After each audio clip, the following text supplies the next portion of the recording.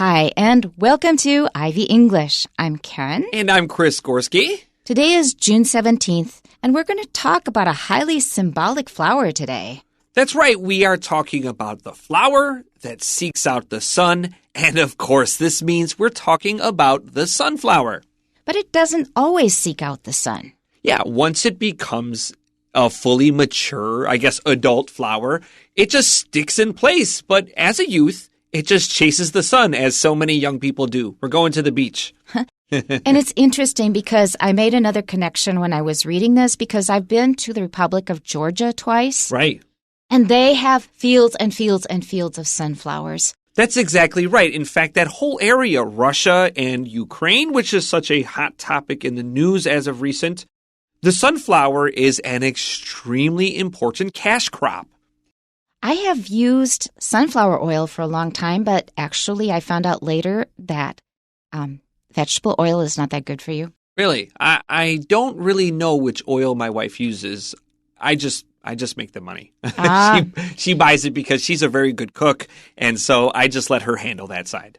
This is something I learned about fairly recently, and I think a lot of people use vegetable oil thinking it's very healthy, but in fact, it reaches its scorching point very fast, and once it's done that, it releases some materials that are carcinogenic. They cause cancer.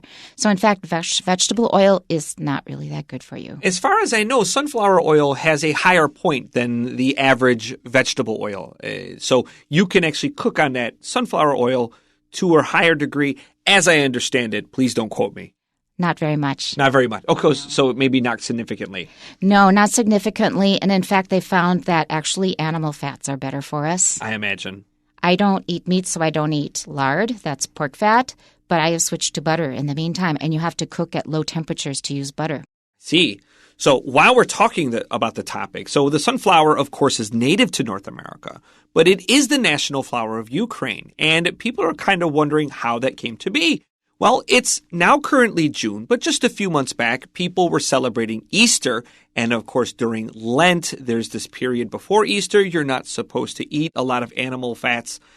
People of Ukraine and Russia found out this was a pretty good substitute. And it worked so well, and it was long before the church kind of caught up to what they were doing, that sunflowers took hold and just became an incredibly valuable crop. So a very important source of income. Absolutely. Let's read our article. All right, our title is The Flower That Seeks Out the Sun. Everyone loves sunflowers. How can you not be delighted by these wonderful tall plants with their beautiful big round yellow flowers? They've been adored ever since they first appeared in what is now the southern United States and Mexico some 3,000 years ago. Back then, they were a source of food, with Native Americans using their seeds in everything from bread to breakfast cereals. When the flowers were introduced to Europe in the 1700s, the Russians grew them on an industrial scale to produce sunflower oil. Nowadays, they are still grown for their edible seeds and oil and are praised for their health benefits. Of course, they are also used in bridal bouquets and a multitude of other flower arrangements. You might even be lucky enough to find rare red, white, pink, and purple sunflowers being used this way. You might think sunflowers are named so simply because they resemble that huge ball of burning gas in the sky. However, they actually reposition themselves to face the sun. This unique movement happens prior to blooming when the flowers seek out sunlight for the purpose of photosynthesis. Once they are mature, the flowers will remain facing east, the direction of the rising sun. Greek mythology also provides an explanation for why sunflowers move in this way. The story goes that Apollo, the god of the sun, and a nymph named Clytie were in love with each other. When Apollo fell in love with another young woman, Clytie's actions caused the woman to be buried alive. Angry Apollo turned Clytie into a flower, but Clytie was still so in love with him that she followed his movements across the sky every day, just like sunflowers following the sun. That is why sunflowers often symbolize loyalty and admiration in many cultures. I was thinking that she was kind of a stalker. You know, when you were reading that, I just had all these images in your mind, and I did not expect you to go there. Yes, I suppose that's a bit of a stalker. Yeah, and it's a bit of a pun as well. Yes. Because a flower has a stalk. That long part that the flower stands on is called a stalk, and a stalker, of course, is a person that follows you or just chases you on the internet even when you don't want them to. That's no good. And sometimes threatens you. Yeah, hopefully nothing too dangerous. Let's go back to the beginning. Our title again is The Flower That Seeks Out the Sun, and we've already talked about that a bit. It's because the flower will move its position according to where the sun is in the sky, but it's only during a certain period of its growth that it does that. Our first sentence, everyone loves sunflowers. Now, that is a bit of a generalization. I don't know if it's true, but I guess we'll give them a pass here. You know, it's really funny when you said that because I was also thinking, I usually try not to stick to generalizations, generally speaking. Yeah, exactly. However, I kind of think I have never heard a person say, sunflowers. Oh, you mean that ugly thing? Like, I generally think that everybody says, yeah, that's a pretty happy-looking flower. It reminds you of summer. Yeah, I think so. But if you want to compare it to like an orchid or other small flowers, it's kind of coarse. It's a different vibe. It's a very different vibe. I appreciate orchids. I appreciate lilies. But for maybe a simpler, I feel it's almost like childlike. Like a kid would draw a sunflower. A kid usually might not draw an orchid. Yeah, they may not have ever seen an orchid. And I said that it is a relatively coarse flower compared with a more delicate flower like an orchid. And coarse is the opposite of delicate. It means kind of rough and maybe kind of thick. So that's coarse. But I think in general, we find sunflowers very cheery. How can you not be delighted by these wonderful tall plants with their beautiful big round yellow flowers? Do sunflowers grow in Taiwan at all?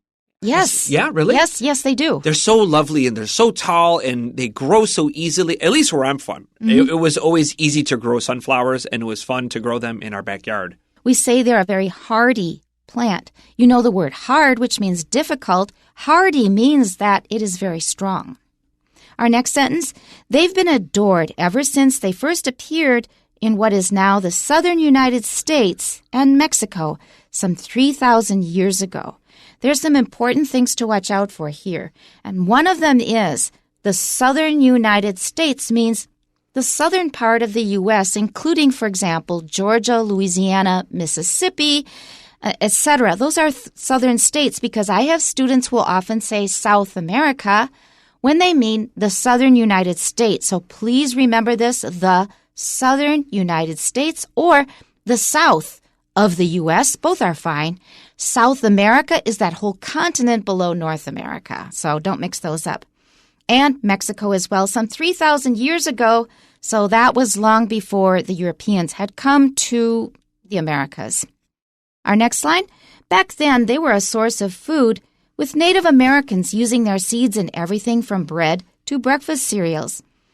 This sentence is interesting because it makes us feel as though the things the Native Americans ate were very similar to what we eat now. They're talking about bread, which a lot of people eat, and breakfast cereal, which a lot of people love for breakfast.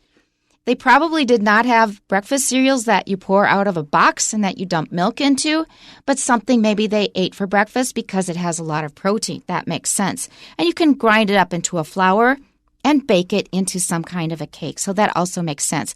Just don't think it's modern bread or breakfast cereal. That's very true because the flour you make from sunflowers is actually quite loose and gritty, Gritty. It's not fine and soft. It's a little like sand. A little bit sandy, and it doesn't cake together like a normal bread. It's quite crumbly. Pieces break off. But you can eat every single part of a sunflower, even the petals. A lot of times we think yellow in a flower is related to a chemical called cyanide, which will kill you very quickly. But as a matter of fact, you can eat every single part of a sunflower.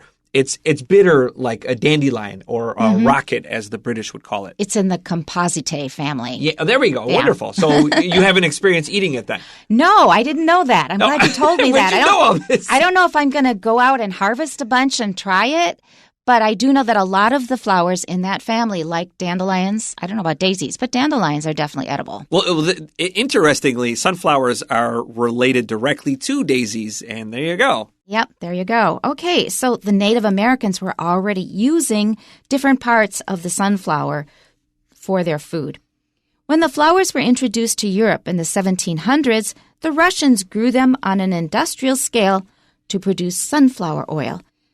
It was when I read that sentence that it finally clicked. Oh, that's why I see so many sunflowers in Georgia, in the Republic of Georgia, not the state.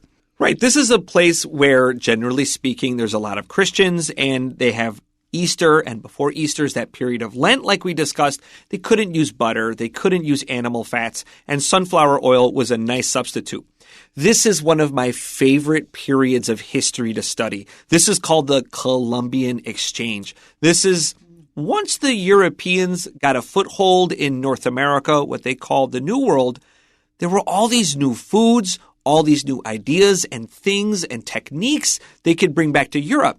So they brought some of their favorite things to North America. They took their favorite things from North America and the Caribbean back to Europe, and the whole world transforms. It's unbelievable, the massive impact that this had on history. It is something we could spend days and days and days talking about. We'll spend about 10 seconds. Okay, so like corn, potatoes, tomatoes, squash, beans, lots and lots of stuff. That was all from the New World.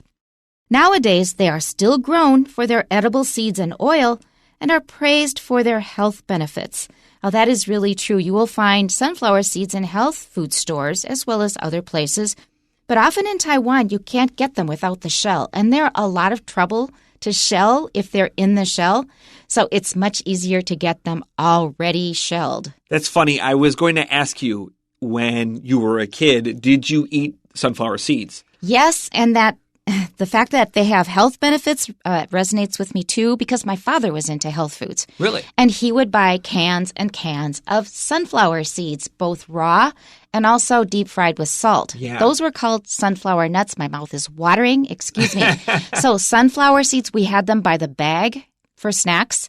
And then the sunflower nuts, those were a rich snack. I remember in elementary school, our teachers would become furious. There was a gas station right across the street from our school, and kids would buy bags of sunflower seeds in the shell, and the shells were flavored with salt. Or even like ranch dressing. There were all sorts of flavors. Ranch dressing? Yeah. Never heard of that. They were pretty disgusting personally, but I just like the classic salt. They would like suck on them. We'd break them open, eat the seed, then you'd spit them out. And if kids, of course, would leave them in their desk or on the desk, and it just made teachers bonkers. They would go crazy about it. And I think rightfully so. Pretty disgusting.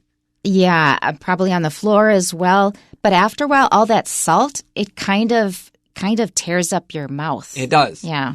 Also, one quick point, edible. Please don't say eatable. Very good. Eatable, actually, we can understand. It's not a crime if you say it that way, but the more official way of saying it is edible. Edible seeds that you can eat.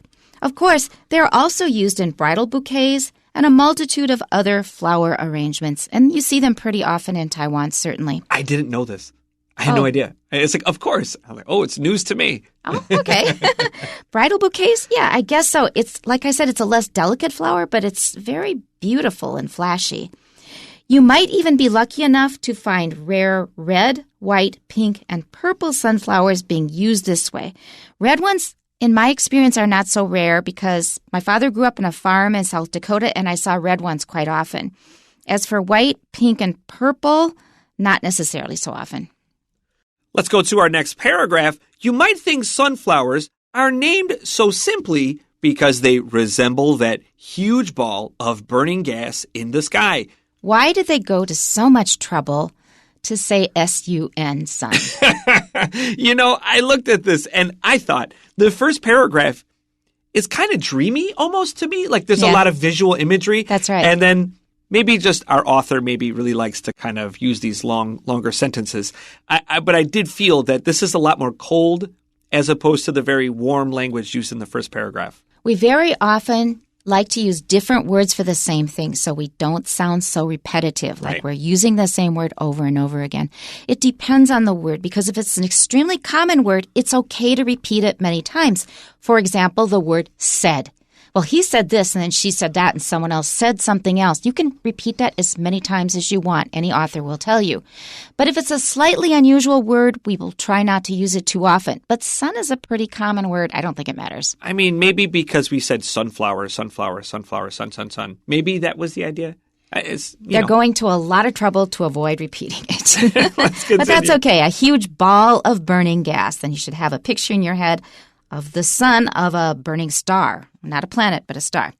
Okay, next sentence here. However, they actually reposition themselves to face the sun, which is a very useful feature for a flower. That's right, but we need to find out more about how it works before we take it at face value. To take something at face value, that means to believe something literally, that every word is factually true, but it may be a symbol. It just sort of tells us something about something that isn't really literally true. Our next sentence says this unique movement happens prior to blooming when the flowers seek out sunlight for the purpose of photosynthesis. Now, there's a word that looks hard, but you really should learn. Photosynthesis is an important word. Photo just means light. Synthesis means to bring together. And if your fifth grade science is any good, you'll remember 6 CO2, 6 H2O plus light makes C6 H12O6 plus some oxygen. I tutor fifth grade science. I tutor a lot of science, so. I'm just staring at Chris right now. If you're wondering about that little science there, it just kind of whooshed right by me. But I will trust you. I will trust you. All right. So this is something that we probably knew about sunflowers, but now we're going to narrow it down. We're going to say when it actually happens because it's not during the whole lifetime of the sunflower. Once they are mature, the flowers will remain facing east, the direction of the rising sun, which is a great song. Yes, it is. Look it up. Okay, there are two famous singers or groups who sing it. So make sure either one is great. I'll see the Animals and Bob Dylan. All right, so I guess it wants to catch the first rays first thing in the morning. All right, I didn't know about that stuff before. It's really good to know. Our last paragraph, Greek mythology also provides an explanation for why sunflowers move in this way. Now, it says it provides an explanation. We can probably say more accurately that they have a fanciful story associated with it, a myth. A myth, that's the magic word I was thinking. M-Y-T-H. The story goes that Apollo, the god of the sun, and a nymph named Clytie were in love with each other. So a nymph is a mythological spirit of nature. We usually think of them as a beautiful young woman. They live in rivers and forests. I would say they're not too far distant from a fairy, if that's a more appropriate image for you. When Apollo fell in love with another young woman, Clytie's actions caused the woman to be buried alive. Now, that's kind of a roundabout way of saying she had her killed. Yeah, unfortunately, this is all too common if you're familiar with Greek mythology. I love you, I'll get revenge. I thought you were going to say if you're at all familiar with females. No. I dare not cross that not line. On but the air. It is really, really common with Greek mythology. Lots of jealous lovers. And that is common with both the males and the females. Some very resentful, very bitter jealousy. That is a very common feature among almost all the gods. Angry Apollo turned Clytie into a flower, but Clytie was still so in love with him that she followed his movements across the sky every day, just like sunflowers following the sun. And you know what's ringing in my head? What's this? These women who fall in love with toxic men, they're being abused. They're being told they should get rid of him. And she's just got this refrain says, but I love him. You know, I should have joined you because I knew you were going to say it. I agree. I said, but I love him. That's how it works. Yeah, what's up with everybody liking that bad boy? I definitely made bad moves when I was a younger person. I was like, I'll be the good guy, and that'll help me get chicks, and it didn't work. Yeah, it's not that easy, ever. All right, so Clytie was turned into a flower, and that should be the end of the story. But she was still in love with him, and that's why the flower follows the sun going through the sky. Our last sentence, that is why sunflowers often symbolize loyalty and admiration in many cultures. Though honestly, I don't think I would use Clytie as a model for my own behavior. Agreed. We have 4 questions for you. Number 1, what can we learn about sunflowers from the passage?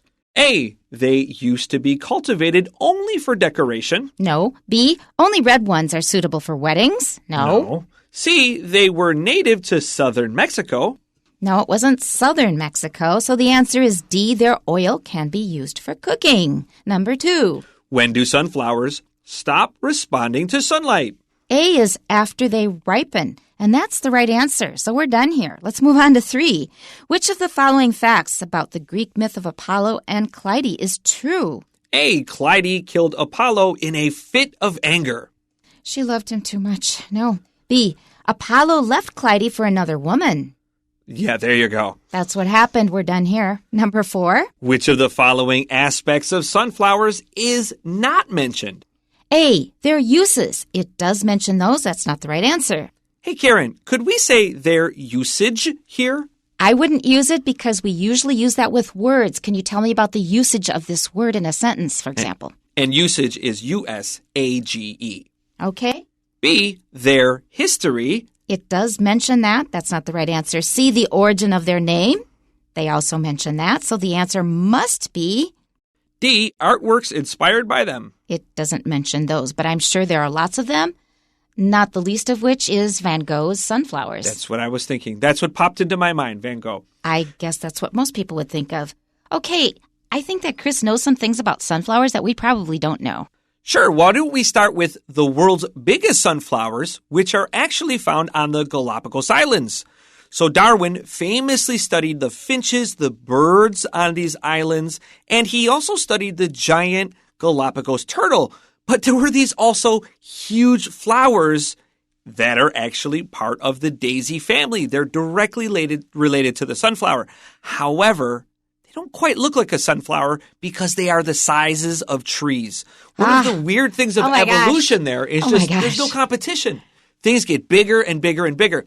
You can Google the daisies of Galapagos Islands. They're often called the sunflowers of Galapagos Islands, but they just look like trees. You're wondering if you're even looking at the right thing. But there you go. That would be pretty shocking because sunflowers, even ordinary ones, already have a very tough stem.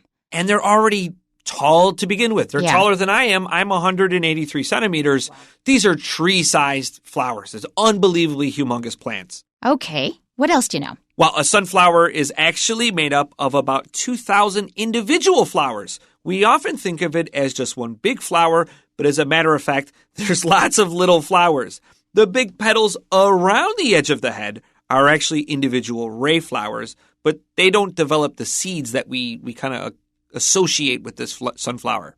That's another good thing to know. Actually, I think a lot of flowers are like that. The real flowers are in the middle. We think it's just the center of the flower, but that's the flowers. And probably one that I didn't know, I learned this only after the fact, that after the Fukushima Daiichi disaster in Japan, that was the nuclear disaster, millions of sunflowers were planted, and I wasn't sure why. And the reason is sunflowers are very good at absorbing toxic substances. And so one of the first ways to help clean up after that just really big disaster, sunflowers were the first soldiers to step in. And they are thriving now? I suppose so. I don't know if I'd eat those sunflower seeds, though. Don't think that would be a good idea. And let's do one more. So sunflower tea is also really good for your health, as we said earlier. It's especially good at treating lung problems and malaria. So if you were to ever get mosquito bites and you had some sunflowers, well, that's probably better than nothing. That's a lot of useful stuff to know. But that's all we have time for today. Please tune in next time. We'll see you then. Bye-bye. Bye-bye.